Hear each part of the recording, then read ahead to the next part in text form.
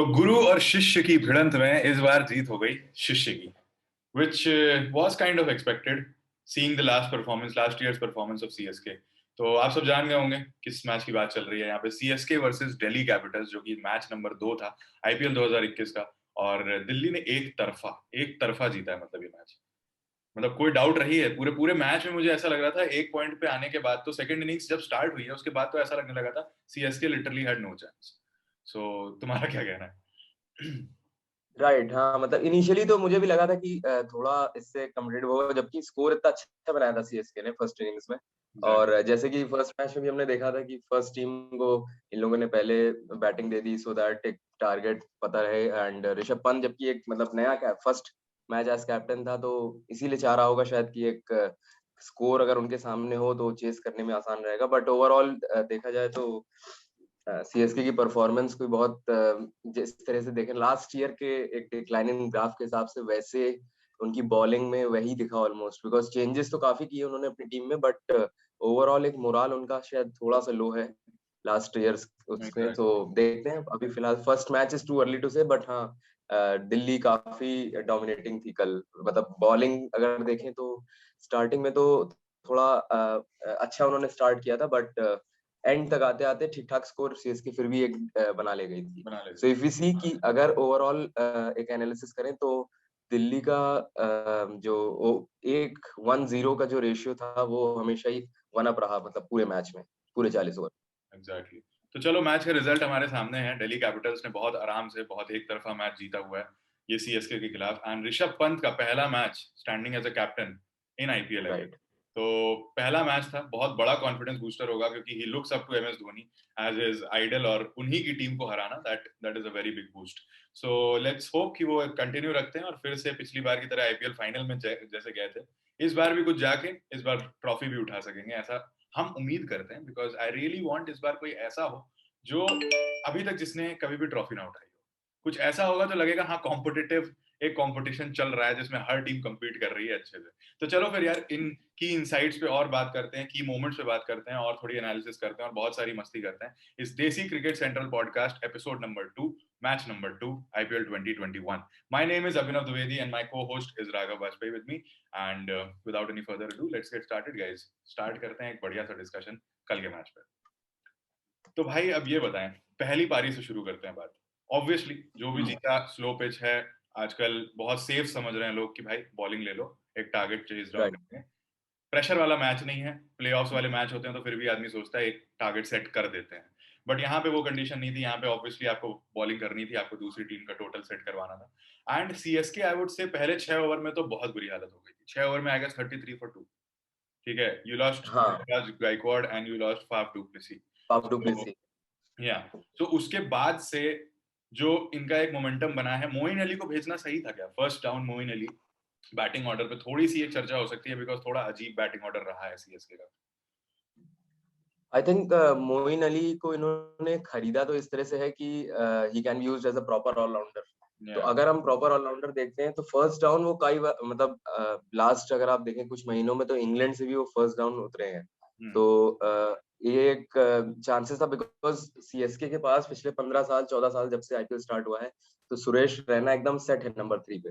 But Moin Ali को उन्होंने इस बार खरीदा है, तो शायद अभी चांसेस ट्राई करने के लिए देख सकते हैं कि कैसे वो परफॉर्म कर रहे हैं। तो अभी तो एक एक तरह से एक्सपेरिमेंट ही था ये। और मैं तो कहूंगा कि काफी अच्छा एक्सपेरिमेंट भी साबित हो सकता है, क्योंकि मोइन अली पिंच हिटिंग अच्छी कर लेता है। एग्जैक्टली। एंड ऑल्सो उसकी बॉलिंग भी स्किल्स ऐसी हैं कि वो टीम में लगातार रह सकता है। तो वो मोइन अली एक अच्छा अच्छा प्लेयर है। तो वन डाउन वाला जो उनका फैक्टर था वो तो ठीक ही था। इनफैक्ट सेकंड डाउन भी रैना आया तो रैना ने काफी अच्छे से स्टार्ट किया, जैसे कि रैना हर बार करता है। बिकॉज रैना इज ऑल्सो मतलब आईपीएल का जिस तरह से मिस्टर स्पेशलिस्ट है जब आईपीएल। से वो। Mister IPL. हाँ, मिस्टर। राइट। क्योंकि रैना अब तो शायद मतलब जब से इंटरनेशनल क्रिकेट छोड़ा है और आईपीएल के सर्किट में ही है, तो उनका भी क्रिकेट ओवरऑल काफी कम हो गया है। तो जिस तरह से वो आते ही परफॉर्म करता है कि दैट इज ऑल्सो कमेंडेबल। काफी तारीफ के पात्र है रैना भी, बिकॉज काफी इसमें प्रैक्टिस होती है एंड सब कुछ। जब आप क्रिकेट से थोड़ा दूर रह चुके हैं, सो अब उसमें सिर्फ आपको, और वो भी इंटरनेशनल क्रिकेटर्स के सामने जो यंग वंस हैं, जो अभी नए नए लोग आ रहे हैं, तो उनकी एनर्जी को मैच करना, सब कुछ करना, उसके साथ इतना अच्छा परफॉर्मेंस देना, मतलब आते ही 50 मारना जैसे कल उन्होंने किया, तो एक ये रहना, तो लगातार जिस तरह से अपना वो 50 एक मारना मेंटेन और की वो भी हमें। 150 के स्ट्राइक रेट पे 50 मारना, वो बहुत बड़ी बात है, हाँ, बिकॉज़ बहुत बहुत कहीं न कहीं मतलब आपकी एज डाउन जैसे आप होते हो वैसे आपको ये हो जाता है कि उतनी प्रैक्टिस मिल रही है, तो आप थोड़ा धीमे खेलोगे, बट रैना ने 4 या छक्के मारे कल, 3 चौके मारे और 150 के स्ट्राइक रेट पे खेला, सो दैट इज़ रियली कमेंडेबल। तो कहीं न कहीं वो एक बहुत बड़ा फैक्टर था जो लास्ट ईयर मिसिंग था। सीएसके बहुत मिस कर रही थी राइट, रैना को, एक डिपेंडेबल उनको मिडल ऑर्डर, डिपेंडेबल हाँ, बैट्समैन चाहिए था, तो वो Raina is a complete package, we all know that. तो ओवरऑल सो जो मोइन अली और रैना की जो पार्टनरशिप थी, वो कहीं न कहीं गेम को बहुत आगे ले जा रही थी। 13 ओवर में आई गेस 117-120 रन थे और हाँ, धीरे-धीरे वो जो आपका एवरेज है वो भी बढ़ता जा रहा है, स्ट्राइक रेट भी बढ़ता जा रहा था। आपका projected score was right, nearly 180-190 जो कि बना भी, एंड में वो बना भी because of Sam Curran and Jadeja last में।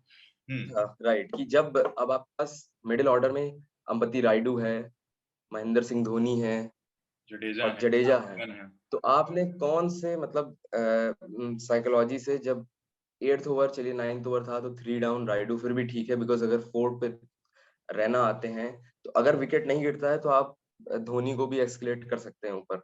बट रायडू को ऊपर भेजना तो एक बार को आप फिर भी समझ सकते थे। लेकिन रायडू के आउट होने के बाद जिस तरह जडेजा से जडेजा आया, सो वो थोड़ा-सा एक क्वेश्चनेबल मूव था। लेकिन और क्योंकि अगर आप देखेंगे तो इंडियन टीम में भी जडेजा हमेशा धोनी के बाद ही बैटिंग करने उतरे हैं। हाँ, और एग्ज़ैक्टली। सीएसके की हिस्ट्री में तो Dhoni is always and everyone knows कि धोनी क्या कर सकता है और कैसा प्लेयर है। सो ओवरऑल आई थिंक वो मूव शायद हो सकता है उस समय के लिए धोनी ने सोचा हो कि वो भी आउट ऑफ टच हैं काफ़ी समय से क्रिकेट से। So don't you think direct बहुत स्टार्ट डिबेटेबल पॉइंट है। आप आउट ऑफ टच हो तो आपको तो और टाइम देना चाहिए खुद को क्रीज पे। अगर आप एग्ज़ैक्टली खुद को और टाइम दोगे तभी जाके आप सेटल हो पाओगे, तभी जाके आप थोड़ा-मोड़ा मार भी पाओगे। आई नो और 5 महीने से जब बिल्कुल क्रिकेट नहीं खेला होगा धोनी ने। बट द पॉइंट यहाँ पे राइट यही है कि भाई आपको खुद को बैक करना है, आपकी एबिलिटीज़ हैं, आपको खुद को बैक करना है। आपको जाके क्रीज पे थोड़ा टाइम स्पेंड करना है, उसके लिए अपने आप को प्रमोट करना ही पड़ेगा। Maybe third down, at least third exactly down आना चाहिए धोनी को।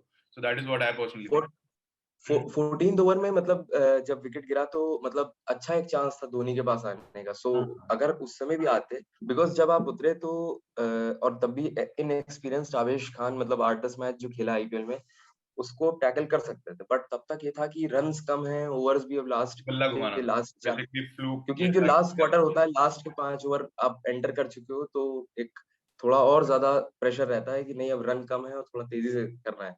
तो आई थिंक वो भी एक रीज़न था कि धोनी ने जो डक किया, हाँ। जो शायद सिर्फ तो पिछले 5 साल का सेकंड डक है उनका आईपीएल में। एक अच्छा प्रदर्शन था आवेश खान का भी कल। तो चलो यार तो धोनी की तो मतलब चर्चा ही चलती रहेगी। धोनी और बैटिंग ऑर्डर ये जो मतलब एक चर्चा है ये बहुत टाइम से चल रही है और इस पे कोई ये एंडलेस डिबेट है।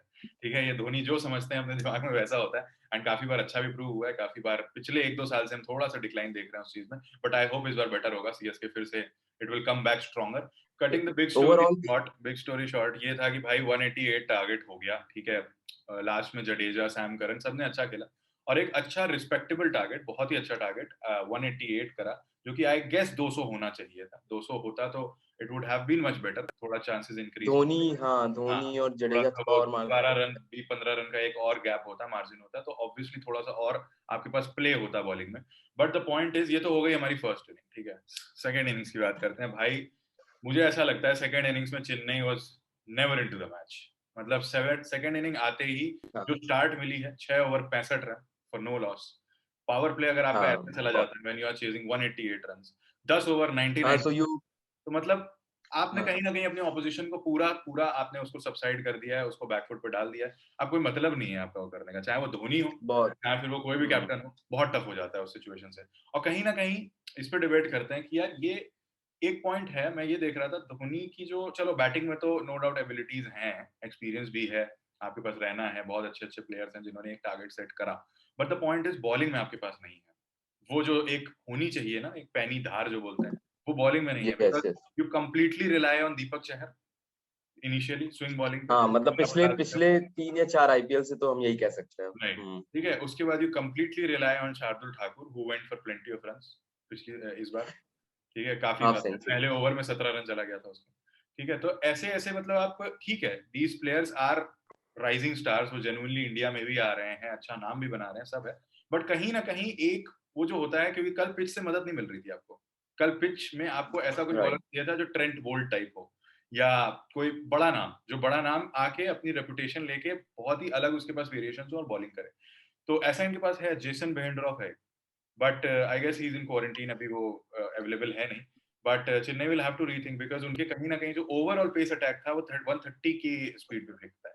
बहुत 130। अच्छा आपने नाम लिया, जेसन बेरेंडॉर्फ एक बहुत ही बढ़िया स्विंग बॉलर है, और वो भी उसके जॉर्ज हेजलवुड के नाम जब उसने वापस लिया है तो एज अ रिप्लेसमेंट ही आया है। या सो दैट अभी परसों नरसों ही हैज जॉइंड द स्क्वाड, तो अभी तो खैर वो एक दो मैच नहीं खेलेंगे। हमें यहाँ पे बॉलिंग से ज्यादा देखना पड़ेगा कि दिल्ली ने कल बैटिंग भी एक्स्ट्रॉर्डिनरीली अच्छी करी, हाँ, क्योंकि अगर आप दोनों ओपनर्स की बात करें तो जिस तरह से शॉ का एक बहुत खराब फेज चल रहा था ऑस्ट्रेलियन टूर के बाद, उसके बाद वो पता नहीं किस तरह से उन्होंने विजय हजारे में एकदम से कमबैक किया, डबल सेंचुरी मारी पौंडीचेरी के खिलाफ, और उसके बाद से वही फॉर्म कंटिन्यू करते हुए कल उसने इतना अच्छा बैटिंग करी। शिखर धवन को नहीं भूला जा सकता, man of the match 85 runs, काफी डोमिनेटिंग खेला, हाँ, काफी ज़्यादा चार्ज राइट किया। राइट। तो वही शिखर धवन कप्पर के लिए तो कहना कप्पर तो पड़ेगा कि उसका वो सोता हुआ शेर जिसे कहते हैं, कब जाग जाए उसको खुद को भी नहीं खुद नहीं पता है। पता, हाँ, ये है। लेकिन उसकी जब एबिलिटी। जागता है तो ज़ख्म बहुत हाँ खतरनाक देता है, ये भी है। क्योंकि जब वो चलता है तो वो भयंकर चलता है। हमें मुझे याद है पिछले साल जो 2 उसने लगातार आईपीएल सेंचुरी मारी थी, जो फॉर्म वो कैरी कर रहा था उस टाइम पे। मतलब शिखर धवन में एग्जैक्टली, ये है, मतलब एक फेज़ आता है, उसका फेज़ अगर डाउन है तो वो डाउन ही जाता जाएगा। बट व्हेन ही राइजेस वो बहुत तगड़े फॉर्म में आ जाता है और बहुत ज़्यादा ज़ख्म देता है। अगर आप 188 चेज़ कर रहे हो और आपका पहला विकेट 138 पे गिरता है, सो आई गेस हाँ वहाँ पे आप मैच पूरा अपनी तरफ कर चुके हो, आप जीत चुके हो। अगर बाकी के जो 10 बैट्समैन हैं या 9 बैट्समैन हैं, वो मिलके 50 रन नहीं बना पा रहे हैं 5-6 ओवर में, 7 ओवर में, देन फिर तो कोई तो मतलब नहीं है खेलने का आईपीएल लिटरली। तो वैसा ही कुछ हुआ, उसके और बाद कुछ डिस्कशन की पॉइंट ही नहीं है मेरे हिसाब से। 138 हाँ, 138 पे पहला विकेट गिरता है, पंत आते हैं, पंत ने अपने आप को बैक करा, अपने आप को प्रमोट करा ऊपर आके, यहाँ पे आउट गया। यहाँ पे भी एक डिबेट ये थी कि पंत कैप्टन थे, जोश में थे, हर हुँ, बार वो टू डाउन आना पसंद करता है, प्रिफर करता है हुँ, टू डाउन आऊंगा, हुँ, बिकॉज जब तक अय्यर कैप्टन थे तो वन डाउन में अगर ट्राई करते थे कि जैसे अजिंक्य रहाणे का ऑप्शन इस बार इनके पास, तो इजीली वो जा सकता था। इनफैक्ट रहाणे को तो बैटिंग ही नहीं मिली जबकि 3 विकेट तक गिर गए। तो अब रहाणे पता नहीं किस डाउन खेलेंगे, क्योंकि रहाणे अपना करियर भी एज अ ओपनर स्टार्ट किए थे। हाँ। सो धीरे धीरे नीचे जा रहे हैं, तो हम देख नहीं सकते हैं कि रहाणे कहाँ से खेलेंगे जाके, क्योंकि पिंच हिटर्स के पास आपके पास हेटमेयर है, आपके पास बाद में पता स्टॉइनिस चल है। रहा है ईशांत शर्मा ओपनिंग कर रहे हैं, रहाणे 11 नंबर पे आ रहे हैं। एग्जैक्टली, कुछ मतलब भी हो सकता है। अगर अब आप शॉ का फॉर्म देख के ऐसा लग तो नहीं रहा है कि रहाणे ओपनिंग कर पाएंगे शॉ और धवन को अगर, नो डाउट, और नो। अगर Rishabh Pant consistently one down खेलने लगे तो फिर तो रहाणे के लिए बड़ी दिक्कत होगी। बट ओवरऑल देखा जाए तो ऋषभ पंत इसलिए भी शायद ऊपर आए क्योंकि कल का मैच तो ऑलमोस्ट अब फिनिशिंग स्टेज में था कि ऑलमोस्ट खत्म था कुछ और रन कहीं न बचे थे। कहीं उसकी वो अप्रोच भी रही है कि यार चेज़ करने के लिए ऋषभ हाँ, पंत पिछले कुछ टाइम से काफ़ी ज़्यादा अच्छे चल रहे हैं, तो उसे लगा होगा अपने आप को बैक करा कि चलो 50 रन का टारगेट है, I will Chase it down, और ठीक-ठाक कर भी लिया, 12 रन बनाए, नॉट आउट गया। So that was a mature innings, हाँ, चौके मारे आराम से। हाँ, सो 12 बॉल पे 15 बनाए उसने, हाँ, एंड वो भी सही उससे ज्यादा था। अच्छी उतनी ही अच्छी पारी स्टोइनिस ने भी खेली हाँ, उतनी। स्टोइनिस ने भी, नो डाउट। छोटा आज सा कैमियो, थोड़ा 2-3 चौक, और जो थप्पड़ मारे ब्रावो को तो बॉल में, उसने जेन्युइनली थप्पड़ मारे हैं। स्टोइनिस खेलता नहीं है, स्टोइनिस पाटा मारता है, थप्पड़ मारता है सीधा।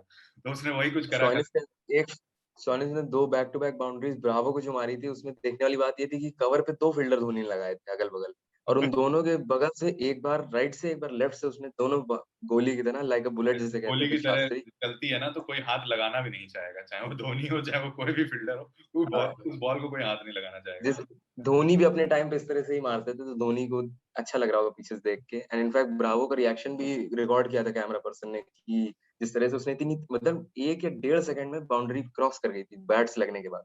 तो आप राइट। देख सकते हैं किस स्पीड से गई होगी। सो तब तक तो मैच भी खैर फिनिश था बिकॉज स्टोइनिस आउट हो गए सेकंड लास्ट ओवर में, लेकिन तब तक match last ball overall the में पॉइंट फिर इज 18.4 ओवर्स में यार मैच खत्म हो चुका था, बहुत आराम से 190 रन उन्होंने बना लिए विद द इजी। 3 विकेट्स। सो कहीं पे भी ऐसा सेकंड इनिंग में लगा नहीं दैट दिल्ली कहीं भी पीछे जा रही है, thanks to the partnership, opening partnership. तो अब बात कर लेते हैं दोनों टीम के बैलेंस की, और उसके बाद इस पॉडकास्ट को खत्म करते हैं, इस एपिसोड को। दोनों टीम का बैलेंस अगर देखा जाए तो चेन्नई की अगर मैं बात करूं तो तुम क्या कहना चाहोगे? मतलब चेन्नई में ऋतुराज गायकवाड़ से अगर आप शुरू करते हो, फाफ डुप्लेसी डेफिनेटली एक पिलर है, आपके जो ओपनिंग पिलर हैं वो 50 रन बना देंगे 30-40 गेंदों में आपके लिए, तो वो भी कहीं ना कहीं अच्छा ऑप्शन है।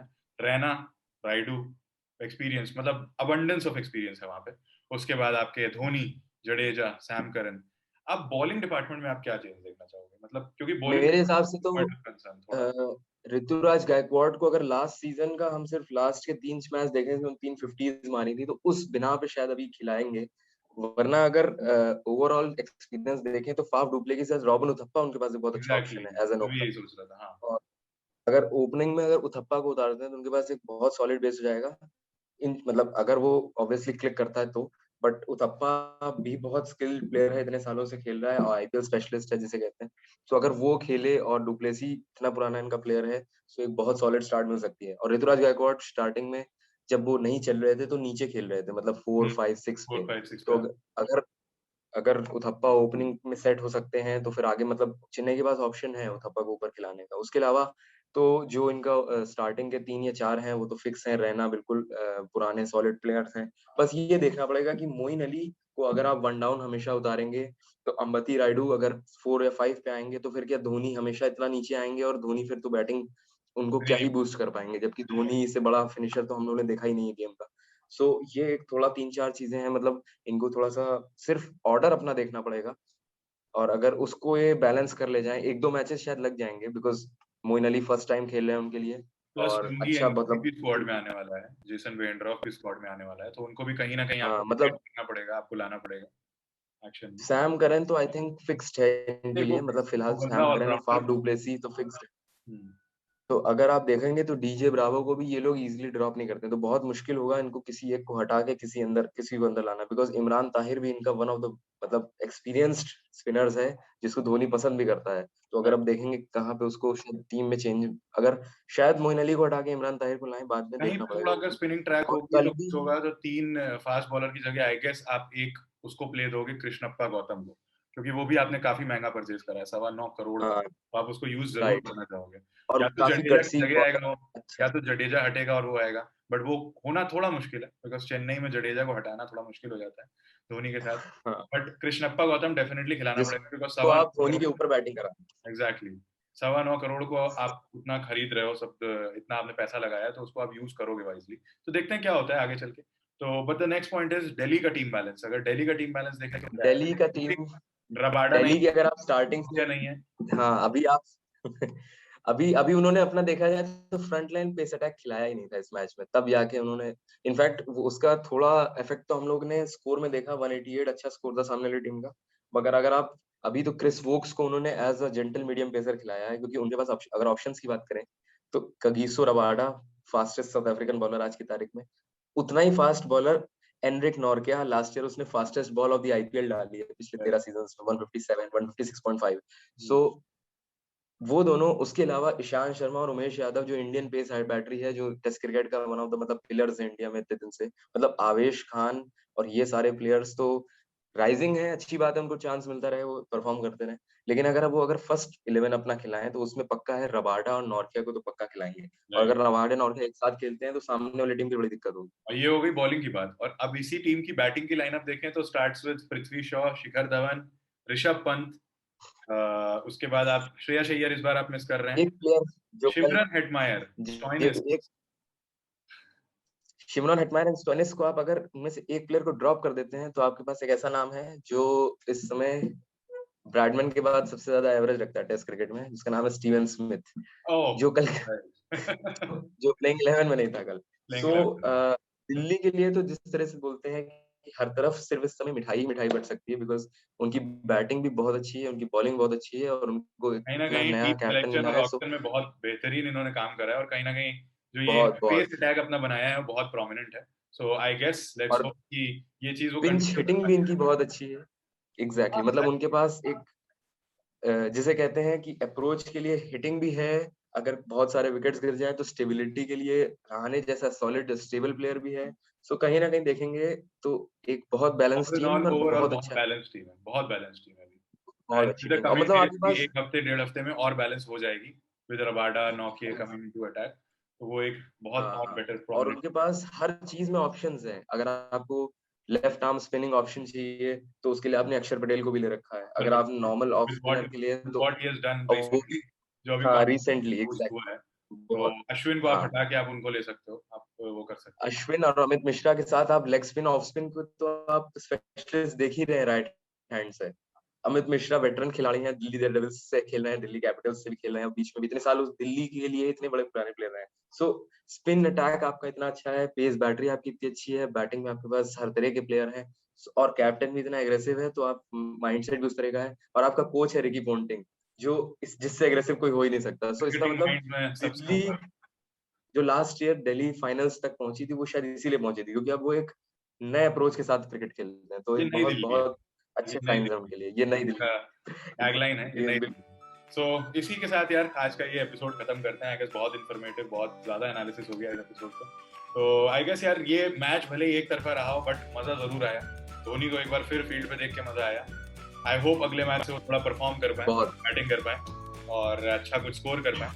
But the point is that seeing him on the field delights all of us. And देखते हैं क्या होता है अब आगे चल के with the course of play. धीरे धीरे पता लगेगा सीएसके कहाँ जाती है, दिल्ली कहाँ जाती है। फिलहाल तो Delhi is at the top of the team. धीरे धीरे टूर्नामेंट आगे बढ़ रहा है और हम भी आप लोगों के साथ आगे बढ़ रहे हैं। हर मैच के साथ हम लोग कुछ नया मस्ती, कुछ नया पोस्ट मैच एनालिसिस लेके आएंगे। एंड आप लोग का प्यार चाहिए, इस वीडियो को शेयर कर दें, क्रिकेट फैंस तक पहुंचा दें दोस्तों। जितना ज्यादा ये फैलेगा उतना ज्यादा आप लोगों के लिए अच्छा है, उतना ज्यादा हम लोगों के लिए अच्छा है, उतना ज्यादा क्रिकेट के लिए अच्छा है, उतना ज्यादा आईपीएल के लिए अच्छा है। So we will see you with the next episode and till then we are signing off. My name is Abhinav Dwivedi. My co-host is Raghav Bajpayee, and that is it from this episode. Stay tuned for the next one.